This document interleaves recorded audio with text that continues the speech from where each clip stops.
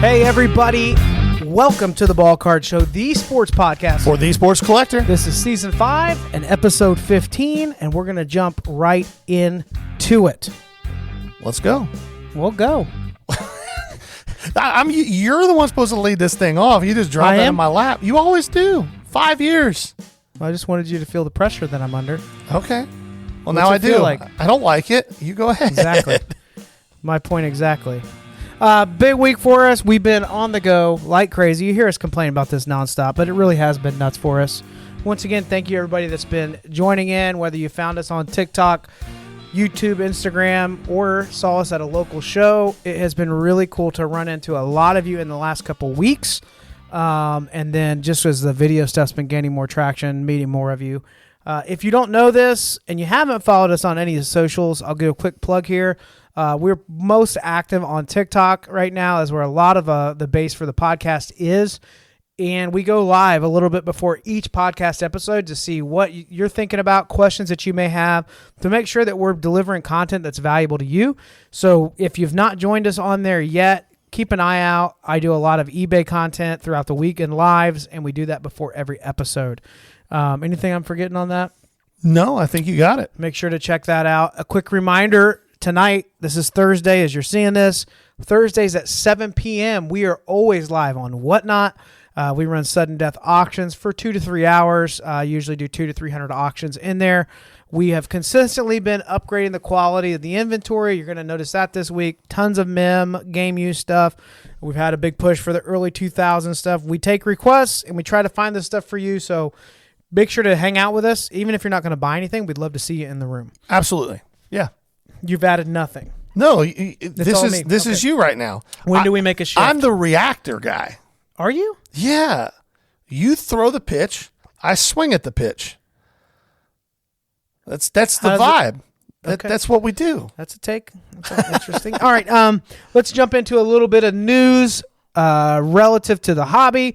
PSA updates that we are now entertaining this Min Grade service once again. On Value Plus and higher. So if you're not aware, PSA pre-COVID and up into the beginning part of COVID had the ability, when you did a sub, to specify a minimum grade you would accept. So if you send in a card, hey, if it's not going to grade a 9 or better, then I just want you to send the card back to me, not slabbed. Yeah. And that was an option. Now, you still had to pay the full grading fee, but if it didn't meet the minimum grade that you wanted, then they'd send it back to you. That went away during the COVID backlogs. This last week or so, they have brought that back. Again, you will still pay the grading fee. However, on Value Plus and higher tiers, you can specify a minimum grade.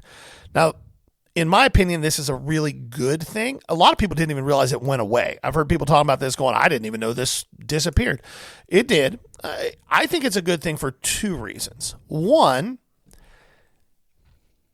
every sub recently, and I've heard everybody talk about this, has at least 1 or 2 cards that just gets a brutally low grade for no reason that you can discern. Now, sometimes it's a justified thing. There's a big dent that you missed or whatever else. But in general, there's 1 or 2 grades you're like, a 4? What? You can avoid that completely. The other thing that I think will be really good about this is it's going to keep pop counts where they should be if people are utilizing this. It's going to be, hey, I sent this card in. It got an 8. I'm going to crack it and try to clean it up and resub it and hope for a better grade. If you get a 9 the next time, you're like, I think I can get a 10. Now, all of a sudden, the same card is in the pop report 3 times if that happens. This will help kind of eliminate some of that. Now, the downside is that it will give people an easier out than cracking a card to try to resell it as raw. One of the things we've seen over the last several years now is that raw cards are selling for as much or more than PSA 9s on ultra modern stuff pretty consistently. And there are some ethical questions here. If I send a card in, I set a min grade at 9 or higher, it just gets sent back to me. Min grade not met. That's what it's going to say. It's not even going to tell you what the grade would have been. And then I'm like, okay, well, I guess I'll just sell this raw now and let it be somebody else's problem. That's still an issue in the hobby now, even before this, but I think it opens it up to being a little bit more prevalent because cracking the new slabs is pretty difficult.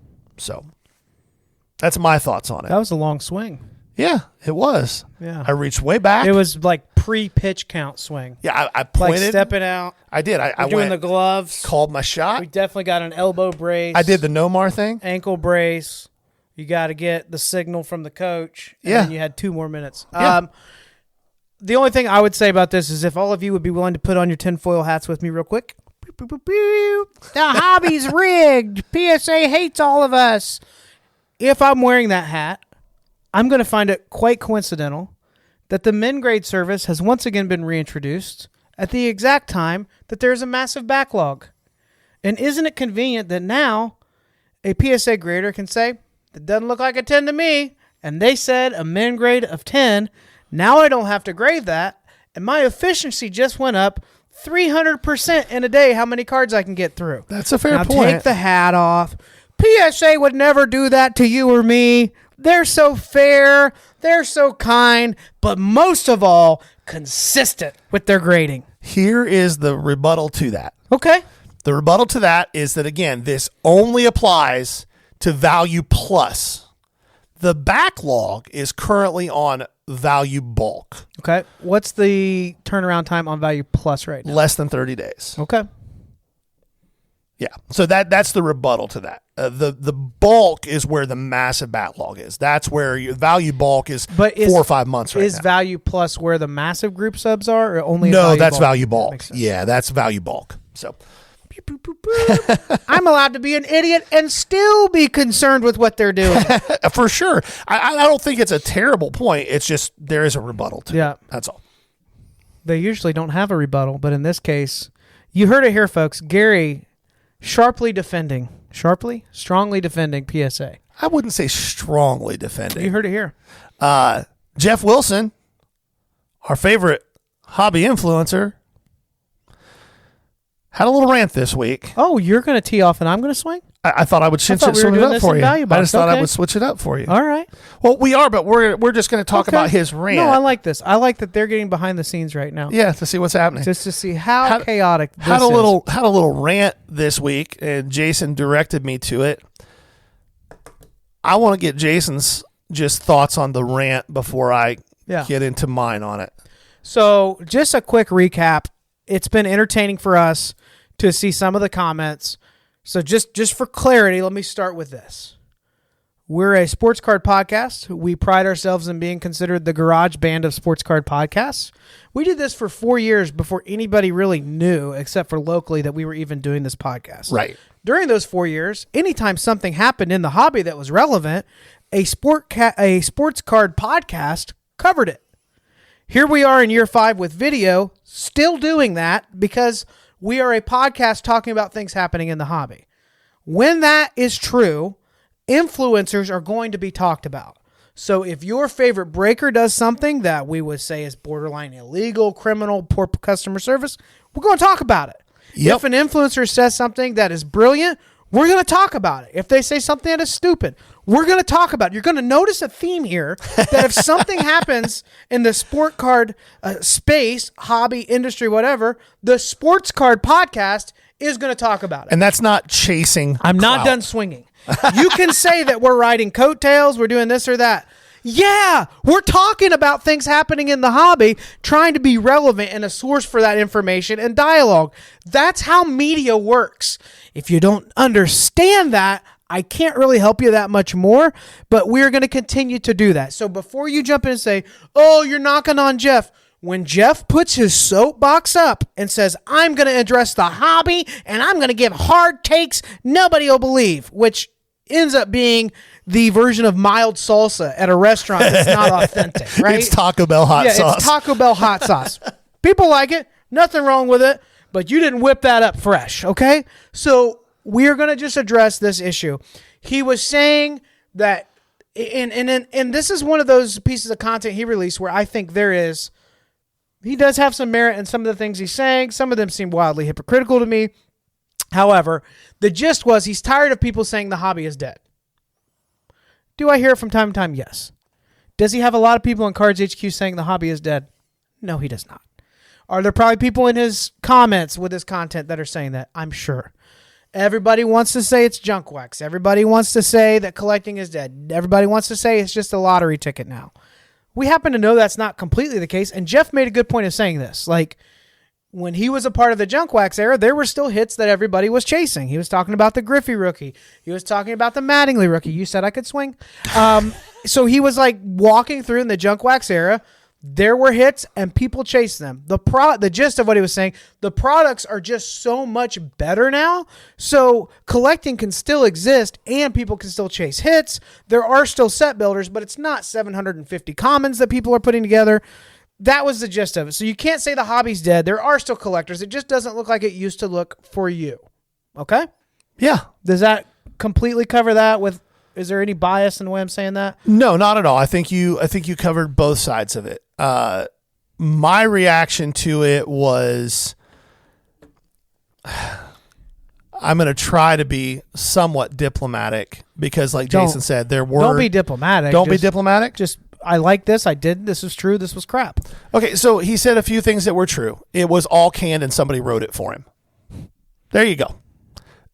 Dude acts like he couldn't afford. He was saving money to go buy a $1 pack of 1989 he said, Upper if Deck. I had the money, yeah. Yeah, if I had the money. But on another podcast, he talked about growing up rich. Last week, right? Yeah, the dude is just what he is. It's fine. Like Jason said, some people like Taco Bell hot sauce.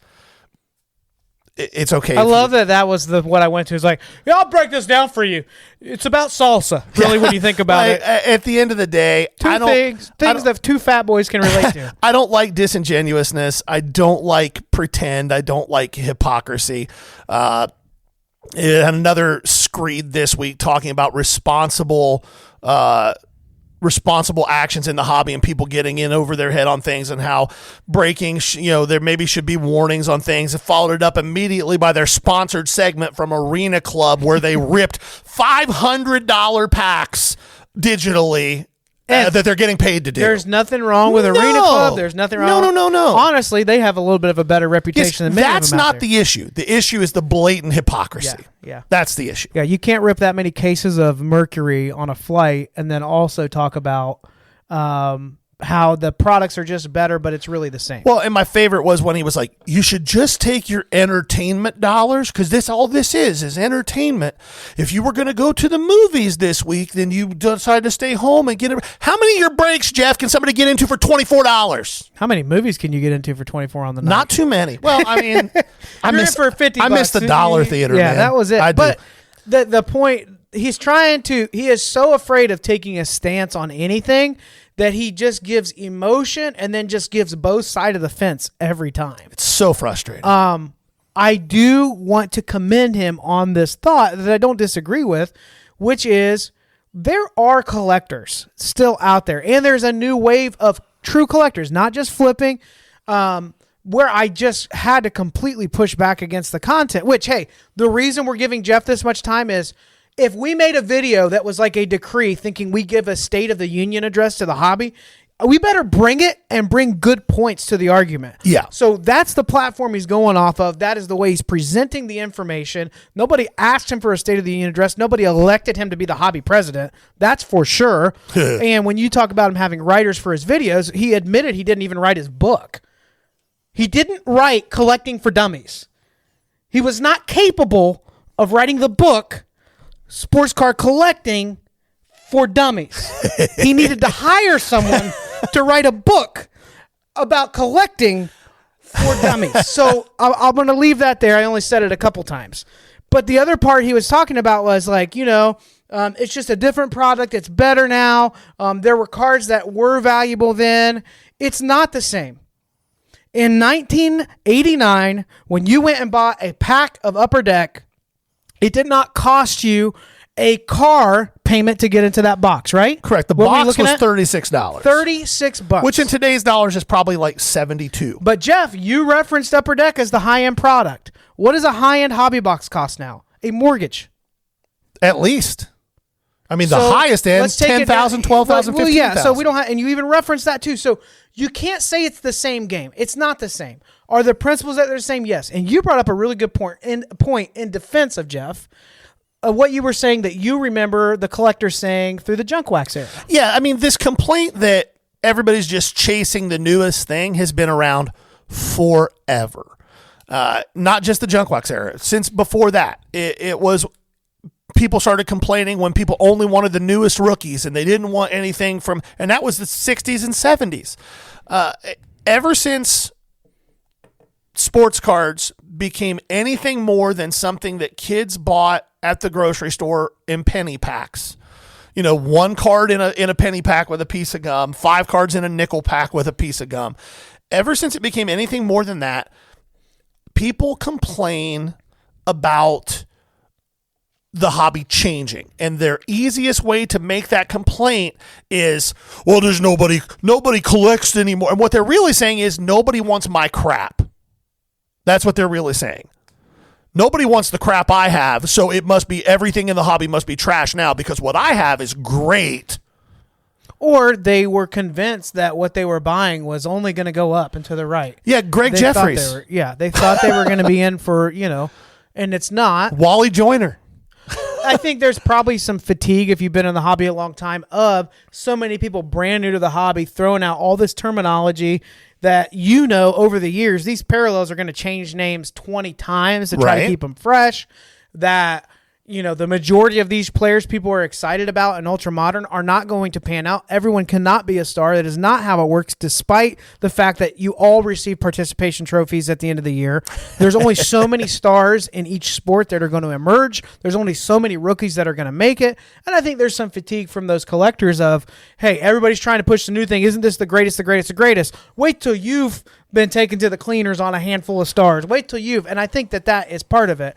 I also think there's a piece too where because they emerged in the hobby with an affordable wax product over the years, and now they feel priced out of that. This is not a have and have not. It is, this hobby has gotten so much more proportionally expensive than it was before. And if people were just used to, I would go to the shop, I would buy a box, I would buy them once a month, open them up, and I built my collection that way. Yep. And now it's too expensive to do that. And now, if I want to buy, hold on, I'm swinging. Okay, swing. If I want to buy singles, if I want to buy, get into it a different way, I have to learn so much about the market. And I don't get a magazine published every month that's just going to tell you what they're worth. It's real time, and I got to use this aggregate, and he doesn't like it, and everything's over comps, and I don't care if it's a case hit. I never wanted a case hit. It's just too much to dive into, and I think that's the tension. I think there is, but again, the same thing applied then. Upper Deck in 1989 when it released literally was double the price of anything on the market. Yeah, the hologram, dog. Double the price, and people lost their minds. Kids can't. How are kids going to afford $1 a pack? 50 cents was bad enough. Yeah. I remember when it was a nickel. Right. That's always going to change, and again, proportionally, it is more now. But I will push back a little bit. There are accessible products. The problem is the people complaining about not being able to buy products don't want them. They want the really nice stuff cheap. Yeah. And if the really nice stuff is super cheap, guess what? It's not anymore. Really nice. Mm-hmm. It won't have any value. So what people are really saying is, I want the really valuable stuff, but I only want to pay $100 for a box of it. I want the hit to be worth 10 grand. I think there's a segment of it that is like that. I really do think there are a lot of people like, it's only been in the last 5 to 10 years that I couldn't, in the last 10 years. So what I'm assuming is somebody that's been collecting for like 20 years, okay? Sure. So that's what I'm talking about. But in the last 10 years, it has become unaffordable to roll into Walmart and buy a few boxes every week. That used to be very doable. That's what I'm trying to say. There are a lot of people that open stuff, even people okay with retail, people that aren't chasing after, we're chasing it, but they're not like pursuing and expecting a super huge. I know a lot of people that just feel like, man, that's a way more, the point of entry is far more expensive than it used to be if you're going to be involved in opening anything. That's fair. So I think that plays a role in it. Now, what Geoff did do a great job of was bringing up a topic that is super relevant. It's a topic we see somebody drop a video or have a podcast about every year there's a video to this effect. If you're new to the hobby, you're going to see 10 more of these in the next 10 years at least. And it did bring up a great discussion. I do think that you hold it in tension. And here in a little bit in the dollar box, we're going to talk even more about, like, so many of the people watching the podcast, especially those of you that met us through TikTok, are brand new to the hobby. You've been introduced through breaking, through repacks, maybe gone to a show or two, and you're hearing people talk about PC and just enjoying collecting. And you're like, hey, I'd like to do that. Now that I kind of understand how to flip and hustle a little bit, I want to figure out what I just want to hang on to and don't care if anybody likes. We're going to talk about different ways to approach that. For some of you, you're going to be like, how in the world did somebody start on the other side of that spectrum and work their way to collecting? But it's happening more and more with new collectors coming in. Yep, for sure. Next in news, WNBA kicked off this week, and it kicked off with a bang. Caitlin Clark is Angel Reese, bang! Caitlin Clark is the truth. So it was fun because the Indiana Fever opened up against the Chicago Sky. So it was Caitlin versus Angel. Yeah. And boy, did it live up to the hype. We're seeing in real time the Angel Reese psychological meltdown as she's actually being forced to grasp the fact that the thing that she is best at in her life, which is basketball, Caitlin Clark is exponentially better at than she is. Caitlin Clark drops a triple-double. There was an interesting stat that I read. In the history of the WNBA, the top 3 players with the most 20-point, 10-assist games in league history. Number 1, I'm blanking on her name, Vandersloot. 463 games. She's had 10 of those. Next on the list was Diana Taurasi with 9 in 583 games. And then there was Caitlin Clark also with 9 in 50 games. Like, it's just unreal. There was also something that happened in this game that I think is really important to talk about because the narrative is being pushed. I think the league is pushing the Caitlin versus Angel narrative. Oh, yeah. They're smart too. It would be better if Angel was actually good. It would be better, but they're pushing that narrative. But however, in this game, there was a series of plays. Fever are on offense.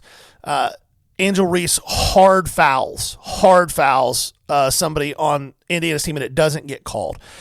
Caitlin Clark looks at the official like, you're not going to call that? And the official just blows her off. So the next time up play. Yeah, up the floor, coming back, Angel Reese goes up for one of her patented doink layups, and on the way up, Caitlin Clark puts it on her.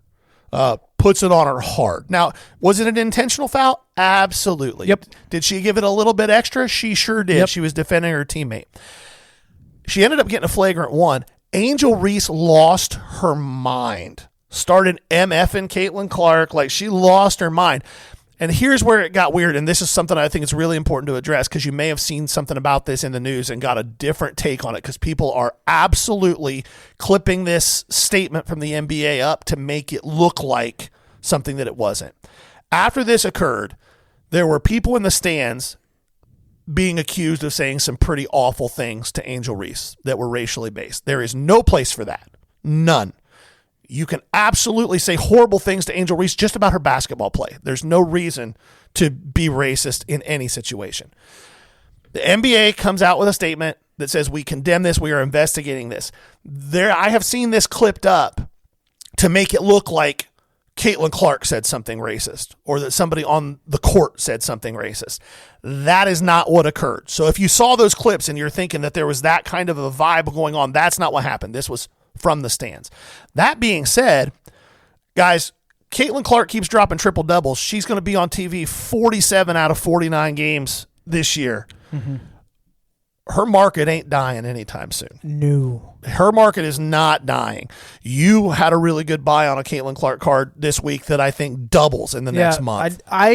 So if I were looking for Caitlin stuff, I would be looking for parallels of the rookie card that you see comps spread out pretty heavy on. My hunch is, which is not, this is a hunch, this is a speculation. It's not investing advice.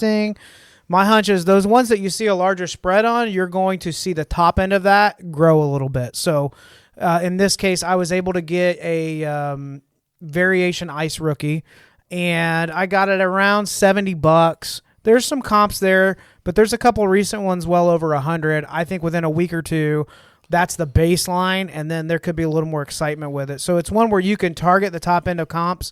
Caitlin is so liquid, you might need to scroll a little more on Card Ladder. A lot of times people don't realize that you're looking at 20 sales, but that's all in the last day. Sometimes in the last 2 hours. Yeah, so you need to really look through that. That's my play on it. It's going to be people saying, oh, there's these lower comps this month, but I'm also going to be, yeah, there's these higher ones. What has she possibly done to be on the low end of that market right now? And in general, the WNBA, I think, is not slowing down. I think that they finally have their star. They finally have somebody that is going to drive viewership and drive excitement about the league. Arenas are actually starting to fill up more than 20%. And if Caitlin Clark is playing, they're selling out. There are a host of very good players in the league whose cards I think are really undervalued. They're low in market sales like crazy right now. Yeah. So don't be afraid. I can't believe I'm saying this because in the past I would never say you should dabble into the WNBA, but I do think it is a largely untapped market that's going to continue to grow. Two things I want to say. First one, a little bit of pushback, not necessarily pushback, but just clarifying something. You mentioned how Angel Reese lost it on the court. It was all worked up. They had to hold her back. That's true. Both her and Caitlin had like what I would consider a bad attitude in that moment. Caitlin, for the right reasons, had an intentional foul. She threw a little shade. She was provoking Angel to get a reaction. Let me talk. You've got to work on this, bud. Swing, buddy. Care Bear hat means like emotionally you have to be older than That's your Ghastly. He's the villain. Yeah, don't care. Don't want to know his name. Don't care at all. But both Angel and Caitlin, since that, and pretty quickly after the game, said it was a play on the ball, it was a rough foul, but it was a basketball play. Yeah. They're both saying this. So I want to be fair in this. Like, Angel is a very polarizing character in the WNBA. There are many different theories as to why that is. But this stuff happens in NBA five times a game, and they don't all get this much press. So know that there's a massive narrative with this. It is something that is intentionally and can be used divisively. Guarantee you that we'll have comments saying this or that. There'll be race-baited comments. There will be social issue comments about this. There will be comments about Angel Reese being a star, Angel Reese not being any good, Caitlin getting all the love, Caitlin not having any accountability. We understand all of that, but I do want to say, like, at the end of the game, they're both professional athletes. They both got in the heat of the moment, and they both immediately were like it was a basketball play, whatever. Now, are there optics with that? Do they truly feel that way? We'll never know on any athlete. But it's not like they were trying to say, oh, now it's on, there's bad blood. They both just got in the heat of the moment. Caitlin intentionally fouled a girl. It was an intentional foul. The people saying, oh, no, I can't believe they called it. Oh, no, it was 100% intentional foul. Watch her knee, too. Like, she's giving it a she's little giving momentum. it to her. Yeah, for sure. I mean, and there's been bad blood between those two since college. Yeah. The second thing I want to say, I agree with everything Gary's saying about WNBA market trending up, but imagine any other sport where there's only a handful of players that if you hit, you're doing okay on. You just described almost every sport. I would say that basketball this year was pretty rough, but the wax sales also proved that to be true. I think in football you have 10 or 15 players that people are really excited about. I don't think even for a second if you opened up Prism Wax right now that you have anywhere close to the same amount of players that you'll be able to get value back on. For WNBA? Yeah. I would agree immediately. However, I do think there are 10 to 15 legitimate stars in the WNBA that as it grows, those are not a terrible thing to have. I think that's 2-3 years out. I don't disagree. And the reason for that is if there really are these other stars, then someone needs to ask the question, then why is the Indiana Fever getting that many of the games? Why did the Bulls get that many of the games? Gary, you're arguing with yourself. We're both doing this podcast. Some questions are rhetorical for people. Thank you. Mine was also rhetorical. I understand that, but the other games were available. There was local broadcast for them. Yeah, there aren't a lot of local There's not broadcasts any of for that. the That's WNBA. my point is there's 8 to 10 of these stars that we're not going to know about. We're just going to see stat lines, and then when they play Caitlin, then you get to see them. So that's something I want to say. The reason I'm giving that word of caution is the higher-end wax we announced is going to be released in the next year. There are going to be massive chases in it. But if you think it's a product like some others, like baseball products where you've at least got all these other people and prospects where there's some hype and some collecting, it may not be quite the same yet. Yeah, it might even be a better play as to keep it sealed. Yep. It might be a better play to keep it sealed. NBA Conference Finals coming up. Yeah, not what Four teams I wouldn't have picked. No, not at all. I did not. The Knicks don't surprise me too terribly much. I kind of thought they were going to beat Boston even with Tatum, but once Tatum went down, it was a foregone conclusion. I just expect more of a self-destruct before they get to the playoffs with that program. That's fair. fair. To see them put that team together, we got a very physical 4 teams in this. Yeah, the East Finals could be a bunch of scrappy. 89 to 94 games. Yeah. There might not be a whole lot of points scored. Oakland City is really fun to watch. Oklahoma City? You said Oakland. Yeah, Oakland City's not a team. Oakland City is a small college close to where I grew up. I don't know why I said that. Thanks for catching it, though. You're welcome. Yeah, because we could have moved on, and I would have been ecstatic about that. Yeah. I see what you did there. Yeah. But we didn't. Oklahoma City and the T-Wolves will be an interesting matchup. Who do you think gets through on that? You think OKC handles it? I think OKC handles it. That being said, it's not a sweep. No, there is an outside chance that Anthony Edwards goes nuclear for 6 games, and there's nothing anybody can do about it. The thing that Oklahoma City has going for it. You mean nuclear? That's what I said. Oh, you said nuclear. I just didn't know if we were both playing the game or just you. I'm sorry. I didn't realize I said that. That's all right. I'm stupid. That's fine. The thing that Oklahoma City has is on the defensive end, they're a very physical team. On the offensive side of the ball, SGA is he's almost unstoppable right now. Yeah. The counter to that, though, is with the T-Wolves, Anthony Edwards is one of the more physical finishers in the league, and he's not afraid to go inside and body up going to the rim. And Rudy Gobert is a 2 or 3 time defensive player of the year who can still play defense at a very high level. And Julius Randle has been there before. Like, it should be a really intriguing series. I don't think it goes 7, but I could see it going 6 pretty easily. And it's just a question of who can steal a game or 2 on the other person's court.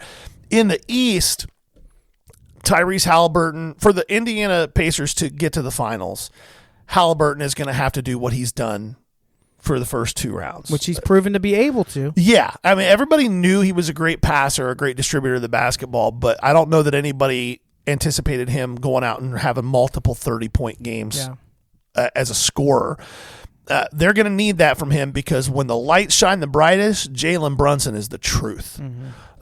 He will disappear for stretches in the regular season. He'll be like, what does everybody make a big deal about this guy? He scored 17, like 9 games in a row. And then the playoffs come around and he's like 30, 37, 36, 31, 38, 19, 40. Like, he is the truth when the lights shine the brightest. And the Knicks are hungry. Their fan base is hungry to get back to that promised land. Yep. Not that the Pacers aren't, but. Yeah. Now, let's talk about it from the card perspective. Whenever you have teams emerge, I don't want to say like it's all a complete shocker, but it's not the front runner. It's not all the front runner big market teams. We can at least say that. And the Knicks are a big market team. However, not everybody expected them to run this deep. No. And then you have 3 smaller market teams with stars on them. When it comes to buying these guys, here's the problem. By the time you will have watched this, we are like close to peaking on the value of any star on those rosters for this year during this season. If you're buying any of them right now, understand you're paying the premium that they might go to the finals, that they might be a finals MVP, but only one of those teams will have one of those players, right? Yep. And then within a couple months after that, unless a person who is coming off the bench has never done anything before does something magical, their market's going to soften a little bit. Halliburton and Anthony Edwards have both kind of seen this place. I mean, not to the finals, right? They didn't make it quite to the finals last year, Halliburton, right? Right. But they short of that. But the similar excitement of, oh, he's overrated, boom, he's not. And he can carry his team. We've already seen that bump. So if you're buying them, you're probably more of a hold over the next 3 years. I think they'll continue to be special. Or you're buying for the PC, but you're probably not buying with much margin that you're going to be able to get out of the card in the next 3-6 months before the next season starts. Right. You're playing that game for the 2 weeks after the championship. Yeah. I do think there is one player that does have little hot take? Tremendous upside All right. In the near term if you want to play this game. And that is McDaniels, T-Wolves wing. Jalen McDaniels? Jalen, one of the two. Big basketball guys here. Basketball fan. His rookie autos are in 2020, 21, and they're very accessible price-wise, and he has had multiple high-output games and is a big part of that team. If the T-Wolves get to the finals over Oklahoma City, and if somehow they win a championship, I believe it will be in large part because he has been a big-time secondary role player to Anthony Edwards. And if that happens, a guy who you can buy his rookie autos right now base for $15 to $30, depending on the product, on the lower end, that's a card that if he goes off a few times, you could see a nice little spike. And I don't think you're going to see it. If he doesn't go off, like that's the other side of that. Like, if he doesn't go off, I don't think they drop too much from where they are. I mean, you're going to have the normal off-season drop, but I would not say go out there and start buying Anthony Edwards or SGA's market has already peaked. Don't go buy SGA. Don't go buy Anthony Edwards. Halliburton, you might catch somebody sleeping at a show that's had it priced for a little while. Yeah, but in general, his stuff is already trended up. We've had people asking for him on whatnot. So people are already kind of playing that game. Jalen Brunson's market is already baked. It's just not great for as good of a player as he is. It's just you don't see the love for Trae Young stuff sells for more than Jalen Brunson stuff does. And I would argue that Brunson is a way better player. Mm-hmm. So anyhow, NBA conference finals talk. Check. Good job. You like that? So let's do the value box at this time. And what we want to do is unpack a little bit further what Geoff Wilson's video was talking about, that collecting isn't dead.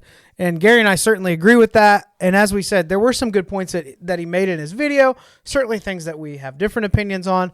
But we want to talk to the person that was introduced to the hobby through breaking, through repacking, or content around like flipping cards, right? Maybe you stumbled into cards by, death scrolling through YouTube, doom scrolling. Get that one taken down probably. Through YouTube, and you found somebody doing all these transaction videos at a show and you were interested in it, or the upside of financial part of it.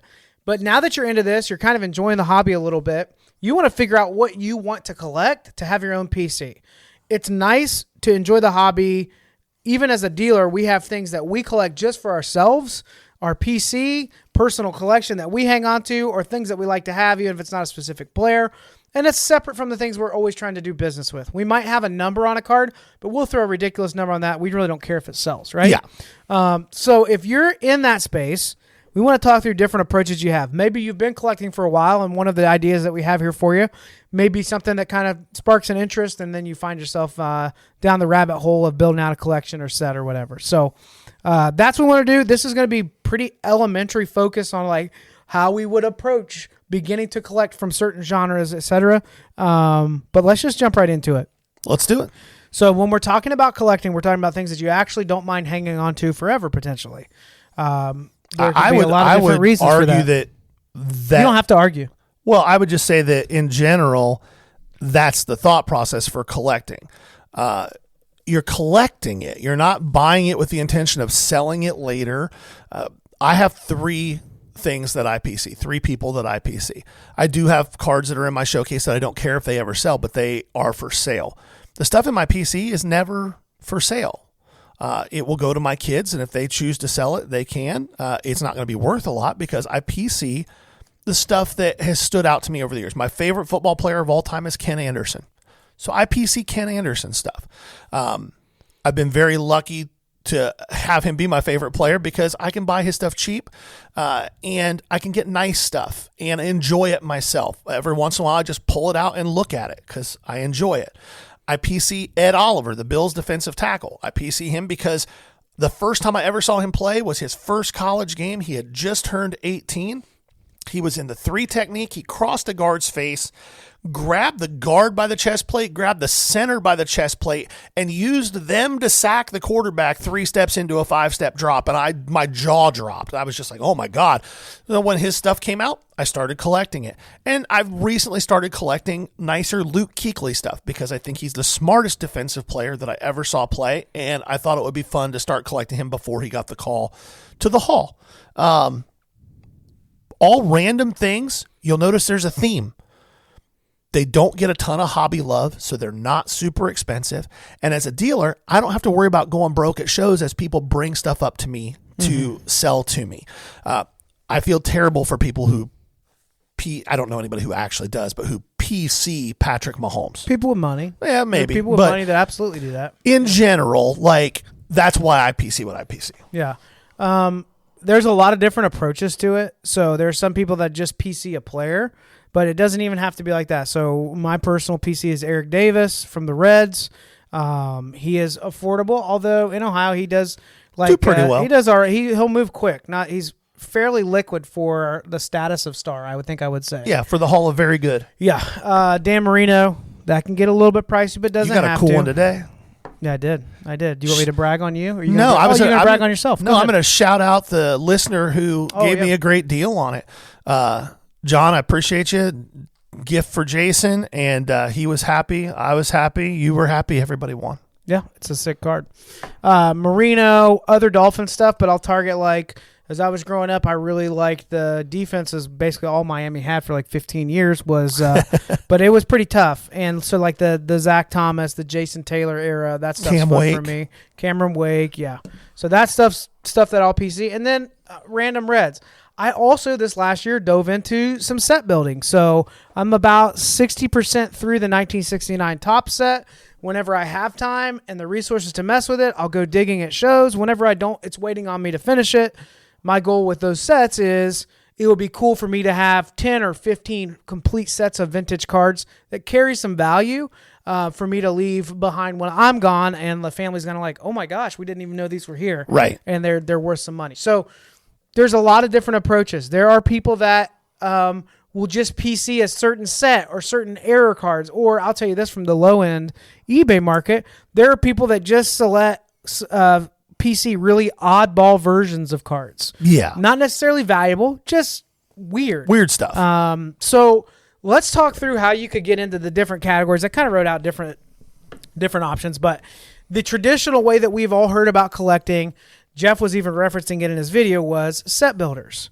So a traditional set builder will build out the basic checklist. So on vintage cards, vintage sets, or junk wax and earlier, you basically had a run of cards. It was typically 500 to 700 cards. 792 cards. Yep.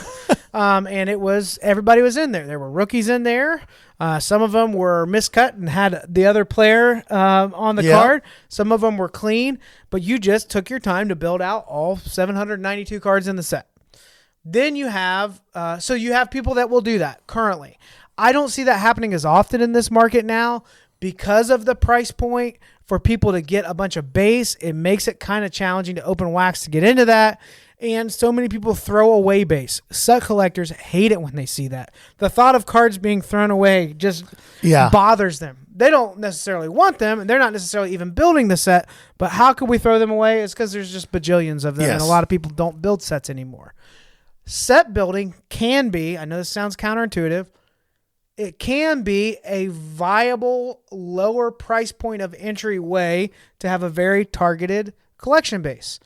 If you're doing it through opening wax, it can be rather expensive. However, you could decide just to build out the base set and find that stuff on eBay for $1 or $2 a piece. So baseball is a perfect example of this. Series 1 tops jumbos. If you buy 2 jumbo boxes, you should be, in theory, pretty close, about 80 to 90% of the way to a full base set. And while Jason's point of it being very expensive to do, that can be true. However, it can be a way for you to jumpstart a set and do something you enjoy. So if you want to rip some wax, make the goal, hey, I'm going to rip a couple boxes of Series 1 and I want to build the whole set, and I'm going to jumpstart that set by doing this, and then now I have a little bit of a personal chase. Remember, the chase doesn't have to be about hitting a big card that you can flip for money. Like, it can be about that feeling of satisfaction of when that last card, when Jason finishes his 69 set, I'm almost 100% certain the last card will be the mantle. And when he does that, the first feeling he's going to have is not going to be like, man, this is worth a lot of money. It's going to be like, I did it. Yeah. I did it. Here's the binder. I did it. It's the whole set. It's right here. And I had to find them all over the place. You had to work for it. Yeah. And there's a feeling of a feeling of reward that comes with that I think we miss a lot in the hobby because all we chase is the serotonin rush of, oh, you see the videos Topps posts all the time, life-changing card. Mm-hmm. Sometimes a life change is just that feeling of satisfaction. You had a bad day and you hop on eBay and the set you've been working on and you've got alerts and the card you need popped up and it was only $4 and you grab it. And when it comes in, you're like, gosh, yeah, I did it. And it makes the whole day better. Yeah. I would agree with that. Some of you are hearing this and like, I have no interest and that's in okay. putting together a set of non-shiny, non-rare, non-whatever, and that's fine. There's a whole new wave of set builders, especially in the last 5 years that have rolled in. And what they do is they pick a subset. So out of Topps, maybe you have a little bit more money to spend, but you don't want to go nuts. You're not buying a bunch of downtowns. You're not doing it that way. But maybe you like baseball and you're like, you know what? I'm going to build out every year's home field advantage sets. Yeah. And a lot of those are going to be $30 to $100. 20, there's some of them out there for 10, 15, right? Yeah. And you can find them for $5 sometimes. That's the type of set that, although you're just building the set, I have a hunch that those parallels are going to get steep in the coming years.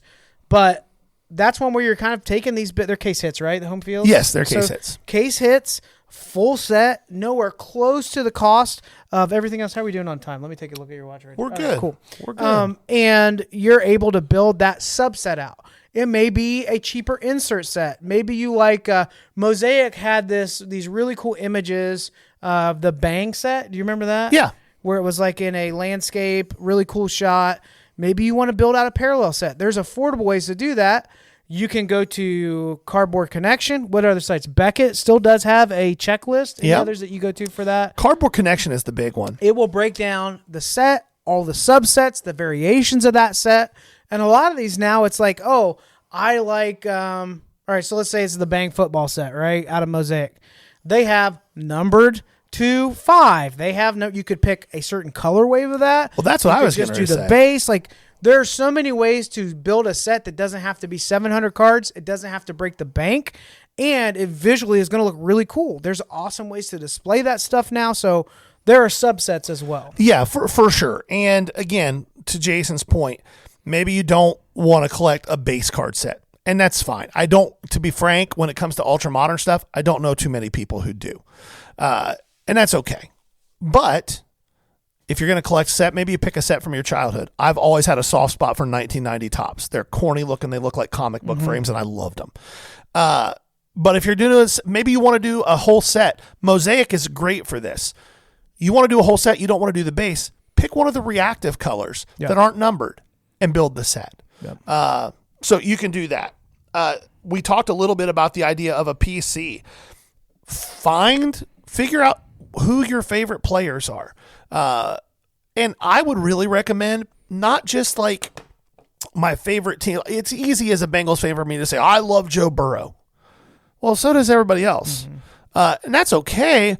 But if you've been a Bengals fan your whole life, maybe don't PC something from maybe Corey 40s. Dillon. Yeah, gives you a memory of childhood. Dillon. Yeah, Isaac Curtis, Chris Collinsworth, like Hushmanzada. Yeah, Hushamama, Chad Johnson, Ocho Cinco. Like, pick somebody that you really enjoyed watching as a kid, and you'll be shocked at how much fun it is to be digging through a box and find a cool card of that player, and you look and it's $5 and you're like, really? Yeah, well, and that was the point I wanted to bring up with PC is you can determine your budget based off of an era. So if you're my age, which I'll be 40 this year, the junk wax era is where you kind of cut your teeth on cards. So the wonderful thing about that for me is there are so many baseball greats and basketball greats in that era, but they were in sets that were so overproduced that it's very affordable. Yeah. I know people that are like, I'm trying to get every card from this year to this year of this person, and most of them are less than $5 a piece. Yeah. And you can hop on eBay one night a week and just see what's available, order stuff with standard like it doesn't have to be expensive. What you see on YouTube though is this is my PC and it's worth more than a house.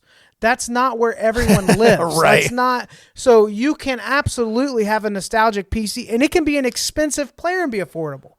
Let's say IPC Ken Griffey Jr. and I set a cap at anything interesting under $50 a piece.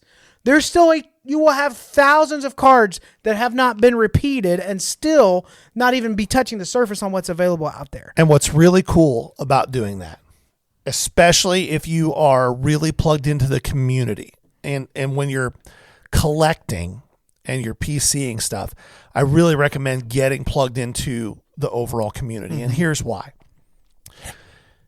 We talk about this a lot. This hobby is all about relationships. And some of the stuff that I PC, because I'm tied into the community, because I know what other people PC and I have hooked them up on things either as gifts or given them to them at a really great price. When they come across something that I PC that might be worth $500, they'll let me have it for $50. Mm-hmm. Right? Because they know you're not trying to flip it and sell it to somebody else. I'm 100% certain that that's how I'm going to get my Ken Anderson optic downtown, because somebody in the community knows that that's who I collect.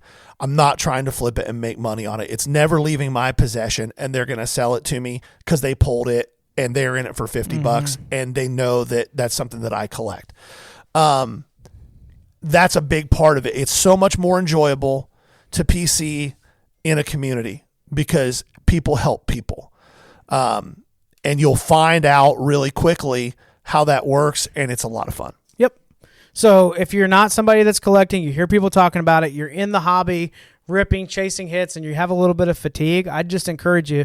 In the different examples we give, which there's 100 different ways. Another thing you do is just chase parallels.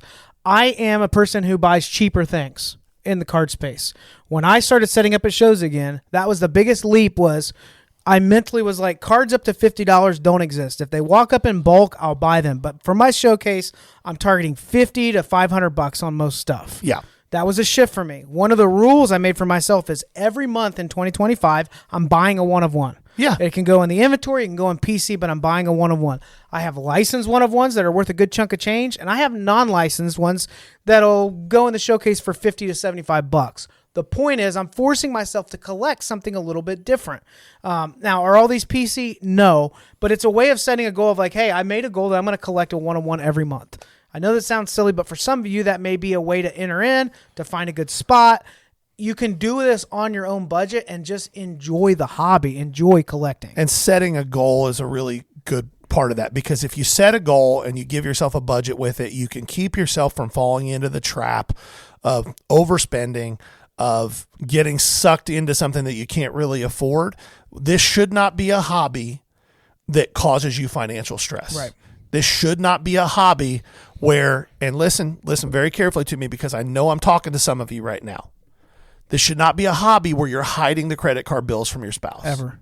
Like, that's not what this is about. If you find yourself in that position, there are resources out there to help you, but that should not be what this is about. Simplify. Is there anything wrong with trying to buy stuff and make money on it? Of course not. And some stuff's expensive to invest in. And some stuff is expensive to invest in, but the hobby side of this should be something that brings you joy, not stress. It should be something that you can sit back and have a little bit of reminiscence to your childhood and enjoy that, not be stressed about how I'm going to make this minimum credit card payment because I spent 10 grand last week on brakes that I couldn't afford. Yeah. That should not be what this is about. That's the whole point of this segment, is that this hobby should be something that really fills your heart, not makes you stressed and worried all the time. One final note before we move on with this. To those of you listening to this, rolling your eyes, you can't believe that there's people in this situation. I mean, this is just ridiculous. They're not even collectors, this and that. I would remind you that those of you that have been barely paying your table fees for the last 20 years and all of a sudden now you're making money at shows again, it's because of a massive influx of new collectors to the space. It's because people are learning. And whether they got introduced through breaks, whether they get introduced through repacks, Razes, whatever, they're here. And if they're interested in collecting, you should be advocating for that to be a good thing. It's better for everyone in the hobby. So don't get too high and mighty. When there's been a drought in your sales and all of a sudden it's picked up, it's the new people coming in as well that are driving that market also. It's the repackers buying stuff from your showcase. You had no idea they were repackers because they paid stronger. But don't forget to enjoy collecting. And don't forget, like, the hobby survives because there are new collectors in the space. Flippers will come and go. Speculators will come and go. That's been around forever in this hobby. That's never going to change. But the collectors are going to be driving the market on that. Always. Over the long haul. Yep. Low end liquid. Low end liquid. This is a set that, if you don't know this, I have a high volume, low end eBay store, tens of thousands of listings up active right now. Excuse me. And what I try to do is give a set that I've noticed has been selling for me pretty liquid. This set in particular is one that I was kind of surprised, but over the last couple months, I've made a mental note. I try to do that. If I start to notice a trend of a set that's selling, sometimes a random top Series 1, Series 2 subset kind of gets more popular. Why? Because somebody is collecting it. Right. Somebody's building the subset. So this is case in point. These are not the prettiest inserts I've ever seen, but it's a cool idea. These were in 2020 tops. This is the decade's best. So it has a player or a moment in baseball. It shows what decade it's from, but decade's best batter, Tony Gwynn.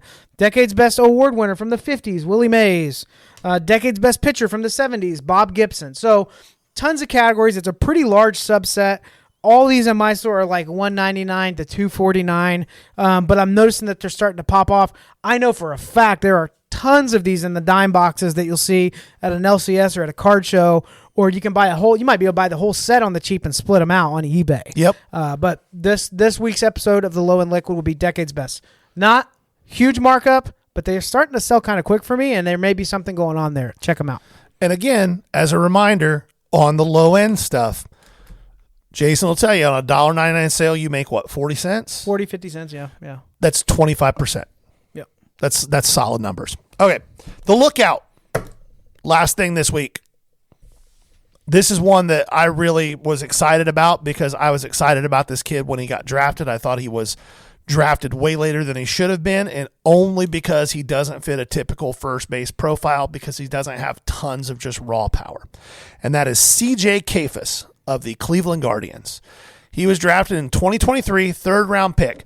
In college, dude just hit.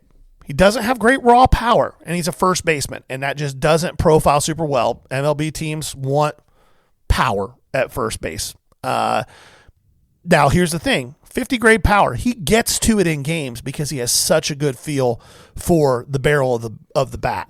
I think that realistically he's a 20 to 25 home run guy in the bigs, which is on the lower end of full-time first base production, but he also is probably going to hit pretty close to 300. He's 23 years old. He's in AAA. He started the year in AA, and he's come up to AAA. He's evenly split between the two so far this year. I don't think it's too long before they bring him up because Carlos Santana is not cutting it at the plate at this point in his career.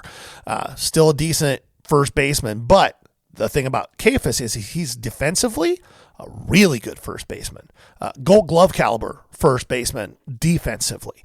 So far this year, he is slashing across two levels, 371, 460, 616. That's a 1076 OPS, and that's with 4 home runs. That means he is hitting doubles all over the place. Strikeout to walk ratio, a little bit under 2-1, so not amazing, but better than league average. I think he's like a 1.6-1 strikeout to walk guy. In AA this year, he was almost 1-1, which is amazing. His career slash line, which is basically one full major league season, is like 533 at-bats. His career slash line in the minors is 306, 411, 539 for a 947 OPS. Currently, he's in Columbus with the Clippers. If you're in Central Ohio and you're a baseball fan, you should be going to Clippers games anyway. But if you get a chance before he gets called up, go watch this kid hit.